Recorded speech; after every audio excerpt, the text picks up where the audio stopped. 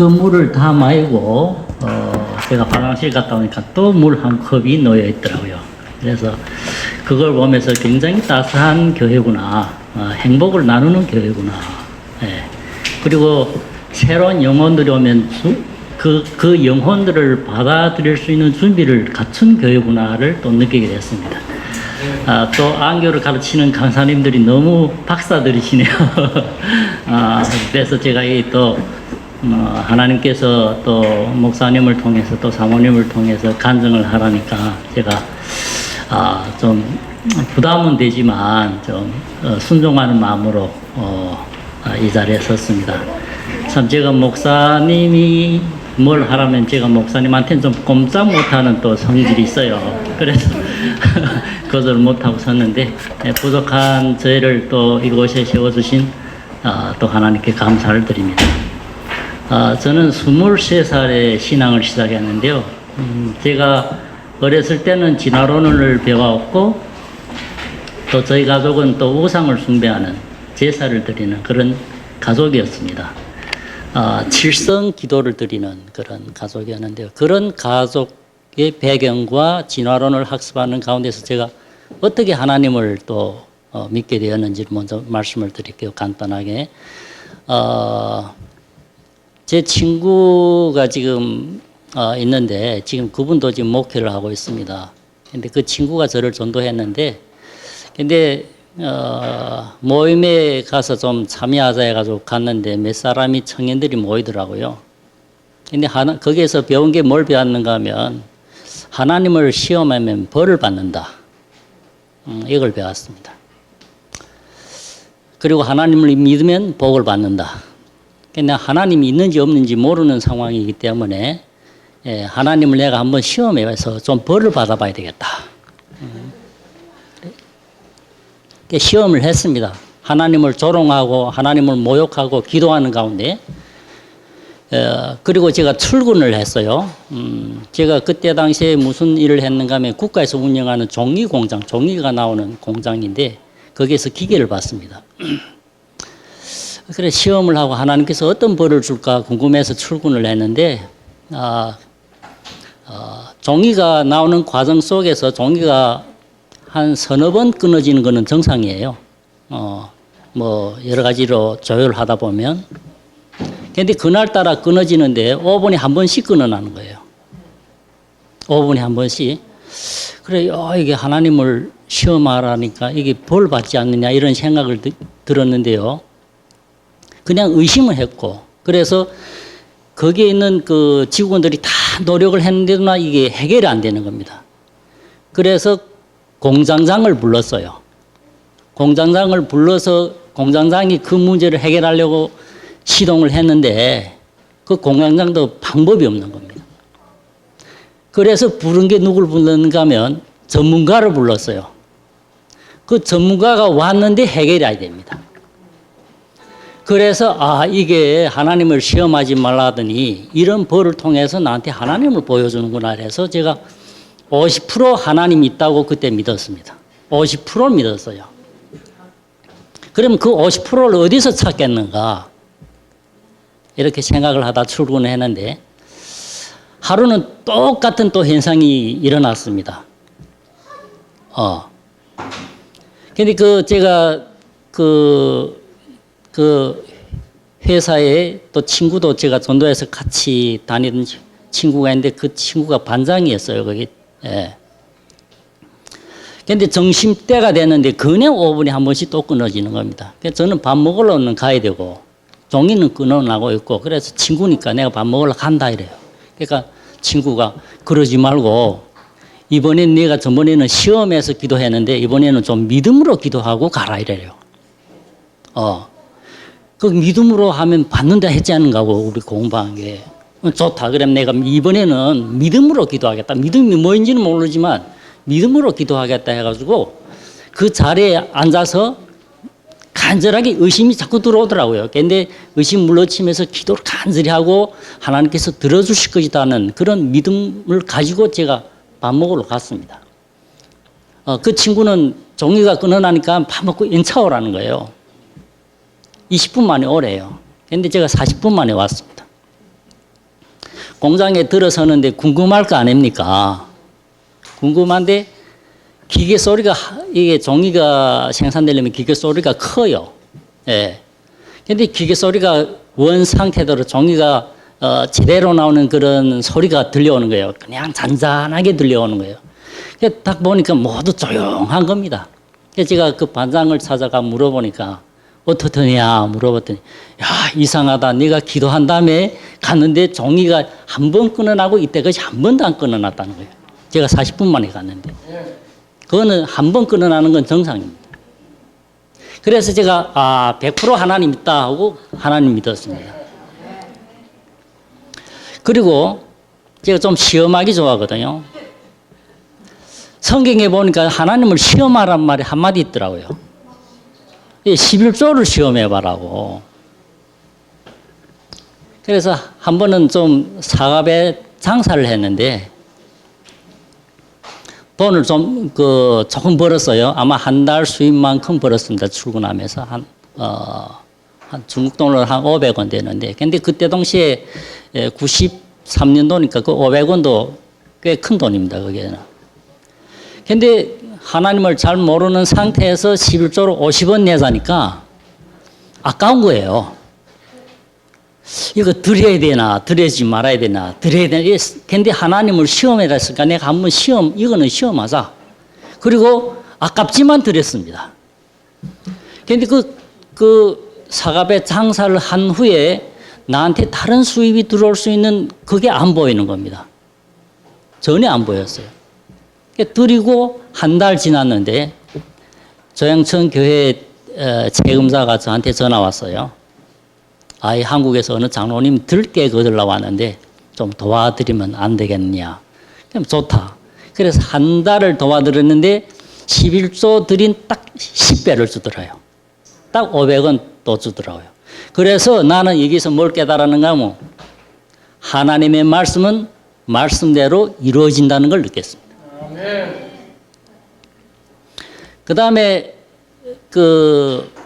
뭐인가 하면 제가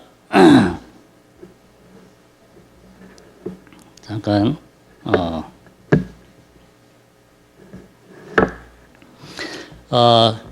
하나님이 있고 그 다음에 하나님의 말씀대로 이루어진다. 그 다음에는 제가 이 교회가 정말 확신을 가질 수 있는 교회인가 그걸 느낀 것이 어딘가 하면 연 공부를 통해서 확신을 느꼈습니다. 그 공부에서 확신을 가진 후에 어떤 유혹이 와도 제가 이 교회를 떠나지 않았어요. 그래서 현재까지 제가 이 자리에 있는 겁니다. 하나님을 믿고 난 후 제일 처음으로 하고 싶었던 일이가 뭔가 하면 전도하고 싶은 일이었습니다. 이 좋은 하나님을 내가 전도해야 되지. 그래서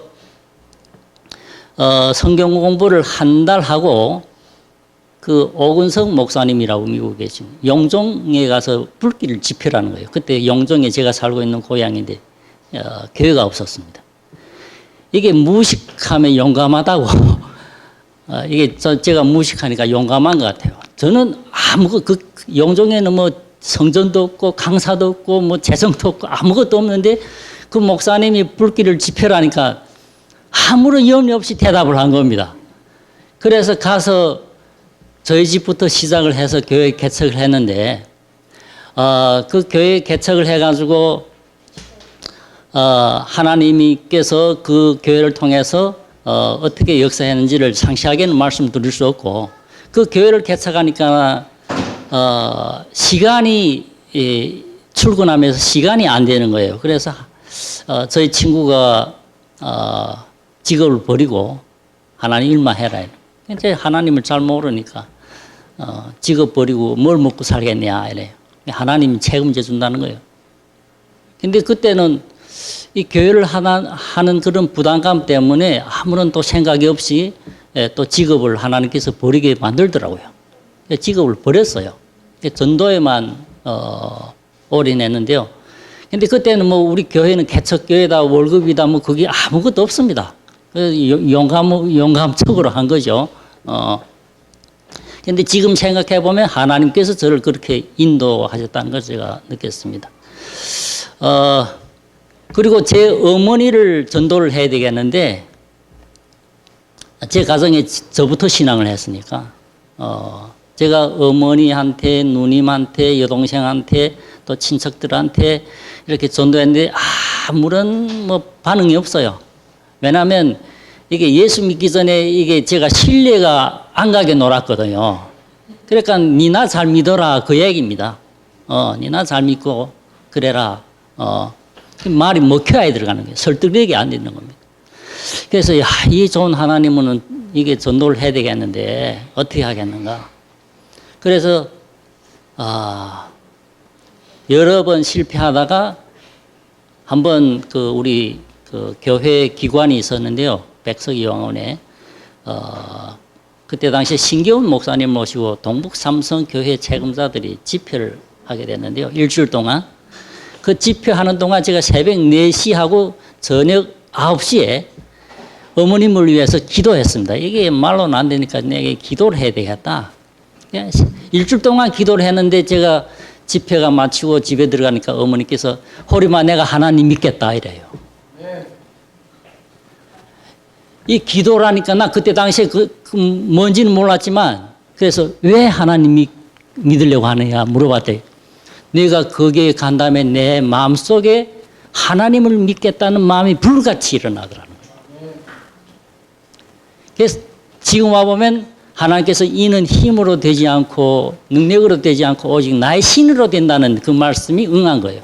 성령께서 직접 전도한 겁니다. 그리고 우리 전도도 보면 배후에 우리 표면상에서 우리가 하는 것 같지만 배후에는 하나님이 한다는 것을 저는 깨달았습니다. 그래서 제가 용정교회 사건만을 말씀드리겠는데 그 후에 어머니께서 구원을 받고 그 다음에 그 용정교회를 제가 10년 동안 제가 한국 2004년도에 와서 왔는데 그 10년 동안의 침례 숫자가 하나님께서 저희 교회를 통해서 침례받은 숫자가 120명이 됩니다. 네. 참 하나님께서 적은 우리가 시작했지만 나중에 하나님께서는 정말 많은 영혼들을 이 교회를 통해서 구원하셨구나 해서 저는 감사했습니다.